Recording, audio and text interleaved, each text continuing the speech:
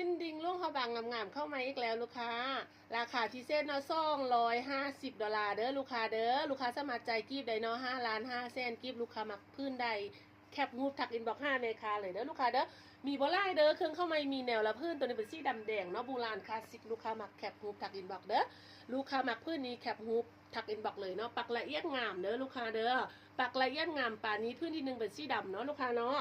พื้นที่1เป็นสีดำเด้อลูกค้าเด้อพื้นที่2งามสีฟ้าบิกลายนาคเด้อลูกค้าเด้อสีฟ้าบิกลายนาคพื้นที่2ลูกค้ามักแคปงูถักอินบ็อกเลยเนาะปักละเอียดงามเด้อลูกค้าเด้อปักละเอียดงามป่านนี้เนาะลูกค้ามักพื้นได้แคปงูถักอินบ็อกเลยเนาะลูกค้ามักพื้นได้แคปงูถักอินบ็อกเลยเด้อพื้นนี้งามเด้อลูกค้าเด้อต่อมาเป็นพื้นสีทองอุ้ยสีทองนี่งามแท้งามวาลูกค้าสีทองเนาะสีทองอลามเด้อลูกค้าเด้องามเป็นแบบทองสุกนะลูกค้า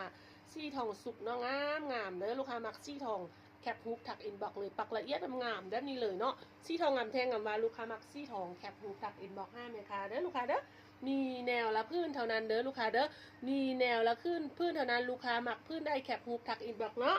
เมคาข้อลูกค้าพร้อมโอนเด้อลูกค้าเด้อแม่ค้าข้อลูกค้าพร้อมโอนทานข้องพวกเฮาบ่มีปลายทางเด้อลูกค้าเด้อแม่ค้าโศกลายสดอยู่ล่วงผาบางเนาะลูกค้าเนาะแม่ค้าลายสดอยู่ล่วงผาบางเนาะลูกค้ามักพื้นได้แคปฮูปถักอินบ็อกเลย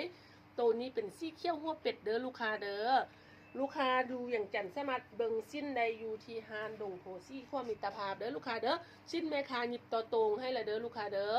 สิ้นนี้แม่ค้าหยิบต่อตรงให้แล้วเนาะลูกค้าเนาะลูกค้าสามารถนุ่งแบบโบราณล่วงผาบางได้เลยเนาะถ้าว่าลูกค้าแบบว่า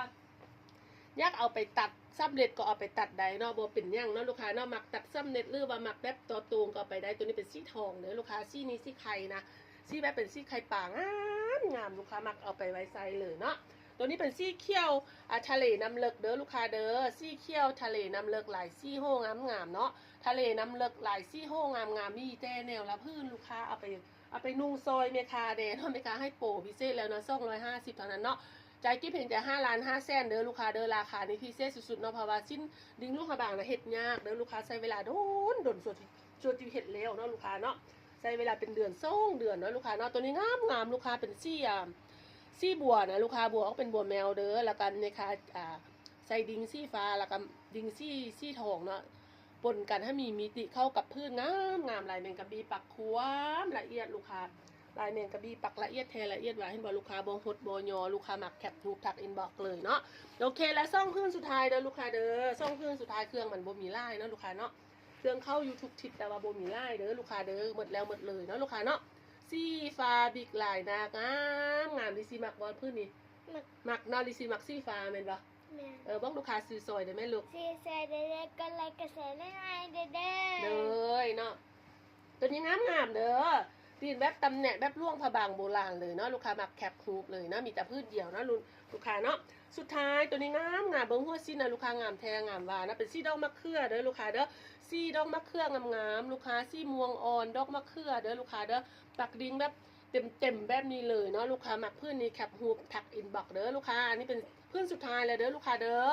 เพื่อนสุดท้ายแล้วเนาะลูกค้าหมักพื้นได้แคปฮูปแล้วถักอินบ็อก5เมคาเนาะลูกค้าเนาะร้านมีซ่องสุดเศร้าที่งามๆเลยสิอยากไปนิดนึงเด้ตัวสีแดงเด้อลูกค้าเด้อสีแดงเมคาให้โปรเด้อปกติ650เฉพาะลายนี้ราคา450เด้อแล้วตัวสีบัวนะลูกค้าเนาะสีบัวปกติราคาเนาะ550เมคาปล่อยโปรให้เฉพาะลายนี้350สำหรับสีบัวสีแดง450ลูกค้าหมักแคปฮูปถักอินบ็อกเลยเนาะขอบใจลูกค้าทุกท่านที่ว่าช่วยกดไลค์กดแชร์เป็นกำลังใจให้ทีมงานปักดิ้งและกระตำฮุกแขวงลงหบางพวกเราเด้อบายบายแล้วเจอกันใหม่คลิปหน้าเนาะลูกค้าเนาะมาถูไปลูกกดแชร์ล้านน้อยเด้ไหมลูกก